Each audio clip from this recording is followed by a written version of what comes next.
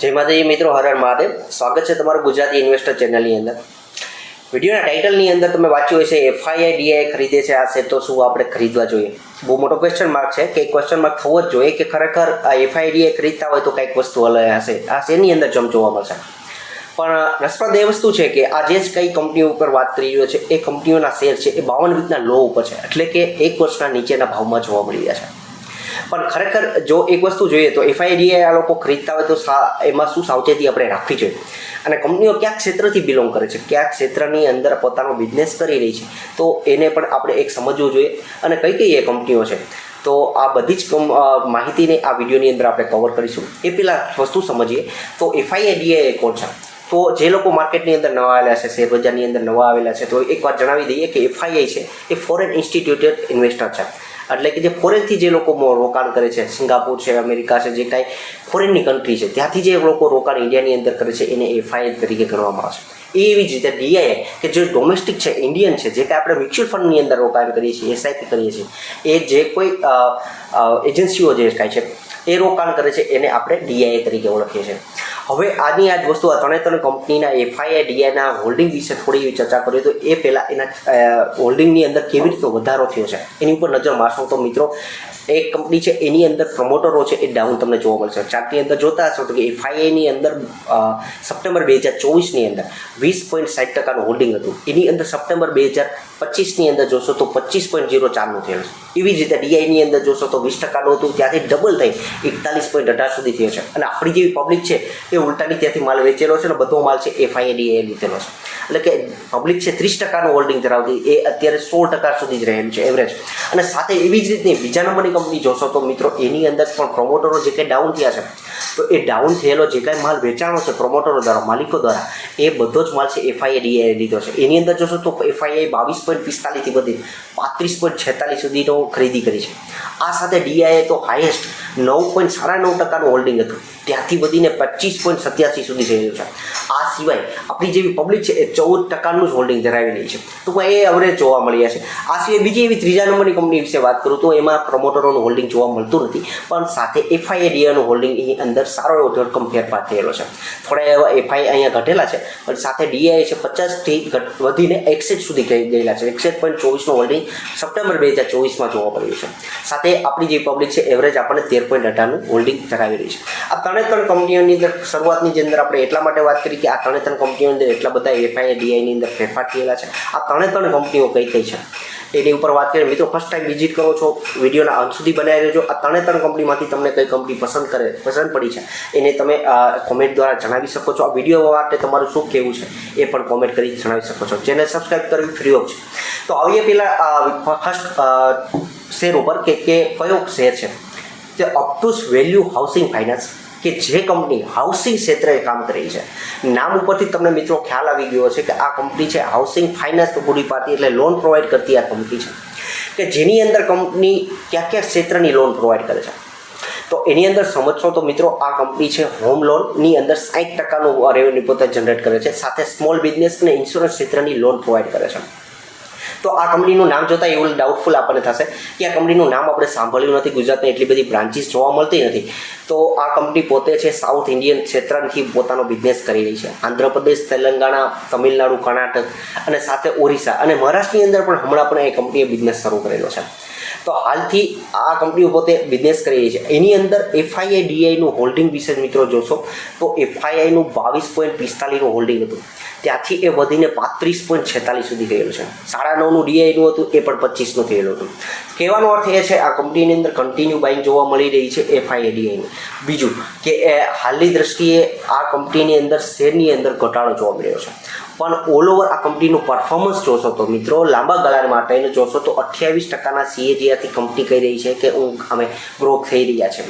તો આ એક વસ્તુ સારું પોઝિટિવ ગણાવી શકાય. બીજી વસ્તુ આપણે જો ખરીદી માટે વિચતા હોય તો એવું વેલ્યુએશનની દ્રષ્ટિએ ધ્યાનમાં લેતા હોય તો આ કંપની વેલ્યુએશનમાં થોડી એવી ઠીકઠાક લાગી રહી છે. અને માર્કેટ કેપની દ્રષ્ટિએ જોઈએ તો 13.80 કરોડ એટલે કે 13,800 કરોડનું માર્કેટ કેપ, એટલે મિડ કેપ કહી શકીએ એવી કંપની છે. અને બીજું કે લાંબા ગાળા માટે અને આવનારા સમયની દ્રષ્ટિએ ધ્યાને લેતા હોય તો આ કંપની છે એ જ્યારે વ્યાજદરની અંદર આપણા ગવર્મેન્ટ દ્વારા ઘટાડો થયેલો તો આ કંપનીને લાંબે ગાળે સારો એવો ફાયદો થઈ શકે એમ છે, કારણ કે હાઉસિંગ ક્ષેત્રે સસ્તી લોન પ્રોવાઈડ થઈ શકે, એટલે લોન સારી એવી પણ લોકો લઈ શકે, એટલે આ જ કંપનીનો મોટો ફાયદો થઈ શકે. અને સાથે ખાસી એવી વસ્તુ હોમ લોન પ્રોવાઈડ કરતી કંપની છે, એટલે સારો એવો જમ્પ પણ જોવા મળી શકે એ આવનારા સમયની અંદર. પણ કન્ટિન્યુ આપણે વોચમાં રાખવા જોઈએ એના નંબર એક નોટ કરવા જેવી કંપની કે અપટુસ વેલ્યુ હાઉસિંગ ફાઇનાન્સ, કે ત્યાર પછીની બીજા નંબરની કંપનીની વાત કરીએ તો એ ઓફિસ સ્પેસ સોલ્યુશન, કે જે કંપની છે એક વર્ક સ્પેસ સોલ્યુશન પ્રોવાઈડ કરતી કંપની છે. એટલે કે આપણે વર્ક સ્પેસ સોલ્યુશન એટલે કે કેવા પ્રકારનું, કે જે કંપનીઓ પોતાનું ઇવેન્ટ મિટિંગ જે કાંઈ એ જોવા મળતી હોય એ ઓફિસોમાં સારી એવી હોટલમાં જોવા મળતી હોય તો એની આખી જે સર્વિસ છે એ આ કંપની પૂરી પાડે છે. કે કેવા પ્રકારની ઓફિસો તૈયાર કરે છે આ કંપની, તો એની અંદર તમે ચિત્રોમાં જોતા હશો અલગ અલગ પ્રકારની આ કંપની પોતાની ઓફિસો તૈયાર કરે છે અને કંપનીને પ્રોવાઈડ કરે છે. સારો એવો યુનિક બિઝનેસ છે. પણ કંપનીની અંદર અત્યારે જોશો તો હાલમાં એફઆઈઆઈ આની અંદર પણ સારો એવો વધારો જોવા મળી રહ્યો છે, કે જેની અંદર જોશો તો મિત્રો એફઆઈઆઈ છે 20.60ના જોવા મળતા હતા, તે વધીને 25.04ના થયેલા છે. સાથે ડીઆઈનું હોલ્ડિંગ જોશો તો 20.80નું જોવા મળતું હતું, ત્યાંથી એ વધીને 41.18 સુધીનું થઈ ગયું. સારામાં સારો જમ્પ છે ડીઆઈનો અહીંયા જોવા મળી રહ્યો છે. સાથે આપણી જેવી પબ્લિક છે એ 30%નું હોલ્ડિંગ ધરાવતી હતી, ઘટીને 16.77 થયેલી છે. કહેવાનો અર્થ એ છે મિત્રો, જે પ્રમોટરો અને પબ્લિકનો જે કાંઈ માલ છે બધા માલ છે એ એફઆઈઆઈ લીધેલો છે. કંપનીનું નામ ફરી વખત જણાવી દઉં છું મિત્રો, ઓફિસ સ્પેસ સોલ્યુશન, કે જે કંપનીને અત્યારે એના બિઝનેસની ઉપર થોડી એવી નજર મારી આપણે મિત્રો, તો એના બિઝનેસની ઉપર રેવન્યુ જોશો તો 61%ના CAGRથી ગ્રો થયેલું છે. ઇબિટા છે 66%ના CAGRથી ગ્રો થતું જોવા મળે છે. નેટ કેશ ફ્લો છે કે જેની અંદર 60%નો જમ્પ જોવા મળ્યો છે. સાથે ROCEની વાત કરીએ તો 54%નો જમ્પ જોવા મળ્યો છે. કહેવાનો અર્થ એ છે કે આટલું બધું પોઝિટિવ આપણને જોવા મળી રહ્યો છે, તેમ છતાં કંપનીની અંદર શેરની અંદર જમ્પ કેમ નથી, તો એની પાછળનું એક નેગેટિવ રીઝન આપણને જોવા મળતું હોય તો છેલ્લા 2 થી 3 વર્ષના તમે ચાર્ટ જોતા હશો એની અંદર આ કંપની છે લોસ કરતી હતી, કારણ કે આ કંપનીનું પોતાનું માર્કેટ કેચઅપ કરવાનું જે યુનિક બિઝનેસ છે એને ધ્યાનમાં લઈને જે પ્રોફિટેબલ ન બની પણ એક માર્કેટિંગ ક્ષેત્રે પોતાનો બિઝનેસને ધ્યાનમાં દોરતી હતી, તો એના લીધે હાલની દ્રષ્ટિએ આ કંપની સપ્ટેમ્બર 2025ની અંદર 68 કરોડનો પ્રોફિટેબલ બનેલી કંપની છે. એ પણ છેલ્લા 1 થી 2 ક્વાર્ટરની અંદર પ્રોફિટેબલ બનેલી છે. અને બીજી વસ્તુ આપણે એક શેરને વેલ્યુએશનની દ્રષ્ટિએ જોશો તો જે અગાઉની જે વેલ્યુએશન હતી જ્યારે આ માર્કેટની અંદર લિસ્ટ થઈ ત્યાર પછીની વેલ્યુએશનમાં અત્યારે કમ્પેરેટિવમાં ઘણો એવો સસ્તો છે. બીજું કે અત્યારે આ કંપની પ્રોફિટેબલ બની છે, આવનારા સમયની અંદર એક આશા રાખી શકીએ કે આ સારો એવો પ્રોફિટ અહીંથી જમ્પ આવી શકે. તો ઓફિસ સ્પેસ સોલ્યુશન કે જે કંપનીને તમે એક વોચલિસ્ટની અંદર રાખી શકો, મારી તરફથી કોઈ ભલામણ સમજશો નહીં મિત્રો, આ એક ધ્યાનમાં દોરી શકાય એક શીખવા માટે કે એફઆઈડીઆઈનું હોલ્ડિંગ વધેલું છે, આવનારા સમયની અંદર કેવા પોઝિટિવ નેગેટિવ આ શેરની અંદર જમ્પ જોવા મળે એ માટે પણ આપણે વોચલિસ્ટમાં રાખી શકીએ. ત્યાર પછીની ત્રીજા નંબરની કંપની કહું તો મિત્રો એક રસપ્રદ કહી શકીએ એવી કંપની, કારણ કે જે ક્ષેત્રની અંદર કન્ટિન્યુ છેલ્લા 2 વર્ષથી સારો એવો જમ્પ જોવા મળતો હતો, પણ છેલ્લા 2 થી 3 મહિનાની અંદર એ ક્ષેત્રની અંદર સારો ઘટાડો જોવા મળ્યો છે. એના લીડરશિપ કહી શકીએ એવી કંપનીઓ બધાય એલજી ઇલેક્ટ્રોનિક સાથે વર્લપુલ, સાથે બીજી કંપનીની વાત કરી દે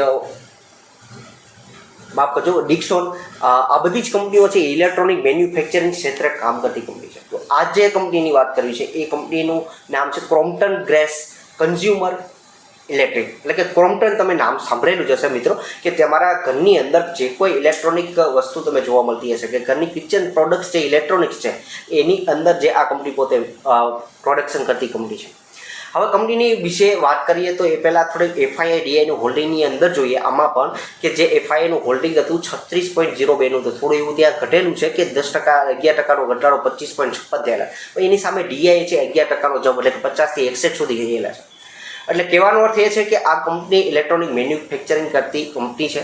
એટલે હાલની દ્રષ્ટિએ કંપની જે છે છેલ્લા ઘણા સમયથી શેરની અંદર જમ્પ નથી, પણ એફઆઈઆઈડીઆઈની અંદર સારો જમ્પ જોવા મળ્યો છે.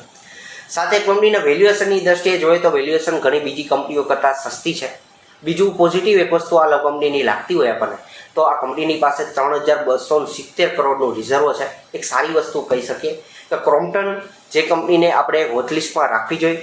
અને ત્યાર પછી આ મુખ્ય આ પોઈન્ટ ઉપર આવી આ વિડીયોના, તો એફઆઈઆઈડીઆઈ ખરીદે છે તો શું આ કંપનીને ખરીદવી જોઈએ, કારણ કે જ્યારે એફઆઈઆઈડીઆઈ ખરીદતા હોય તો શેરની અંદર કેમ જમ્પ નથી આવતો.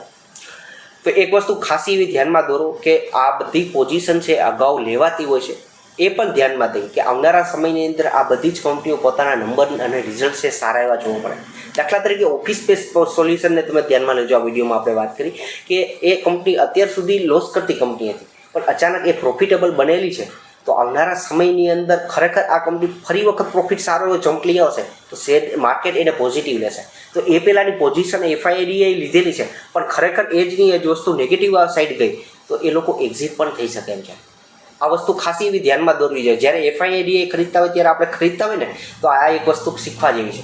બીજું કે એવું પણ મનમાં આવતું હોય કે તમને FIDA લીધેલું છે તો હું પણ ખરીદી લઉં. તો એક બીજો એક પોઈન્ટ મગજમાં આવે છે મિત્રો કે કંપનીના બિઝનેસને છે ને ખાસો એવો સમજવો જોઈએ. તમારે જો ખરીદવો જોઈએ શેરને 52 લો ઉપર છે, ઘણી સારી વસ્તુ આ બધી કંપનીઓની દેખાઈ તો રહી છે, પણ આ બધી વસ્તુની અંદર તમને એ કંપનીના બિઝનેસનો સારો એવો ગ્રોથ દેખાતો હોય તો આ કંપનીને પસંદ કરી શકાય. કારણ કે આપણે આવનારા સમયની અંદર ધ્યાનમાં રાખીને ખરીદી કરતા હોઈએ છીએ.